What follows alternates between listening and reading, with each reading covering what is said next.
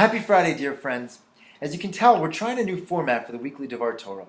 I'd love to hear your thoughts. Please feel free to send me a message with your feedback. This week is Parshat Eikev, and it tells us the very well-known commandment that we have to write a mezuzah and place it on the doorposts of our homes and our gates. And inside this mezuzah, as we know, there are 4 passages from the Torah.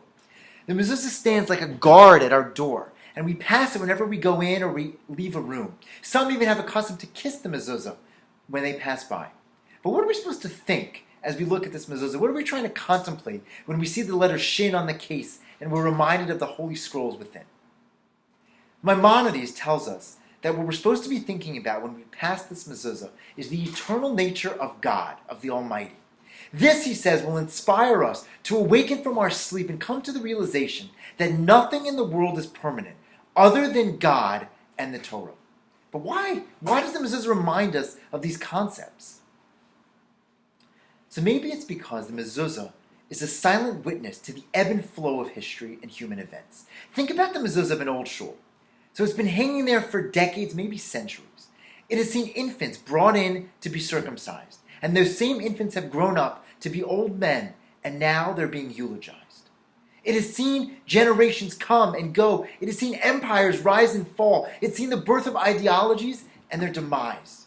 Think about the last century alone. This hypothetical mezuzah would have seen the rise of the Soviet Union, communism, and then its collapse. It would have seen the creation of the Third Reich, its perpetration of the Holocaust against the Jews, and ultimately its defeat and destruction. It would have seen the birth of Israel and its growth to maturity. Now for us millennials, imagine thinking about AOL Instant Messenger, right? Can you imagine ever imagining 15 years ago that AIM would become extinct? Can you imagine 15 years ago that Blockbuster wouldn't be a thing anymore?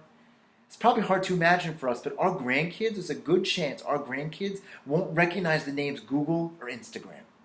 But the mezuzahs in our door will have seen all of them come and go, while its message of a relationship with the Almighty and His Torah will still remain relevant. You know, human beings are always trying to seek immortality. This invention, this idea, this building, this book, this one will capture that elusive immortality. This one will stand the test of time. No, this is the one for the ages. This one will make me immortal. But my friends, it doesn't work because everything is constantly changing. Nothing is permanent. Only the Almighty and His Torah are permanent. And the mezuzah bears witness to that fact. Shabbat Shalom.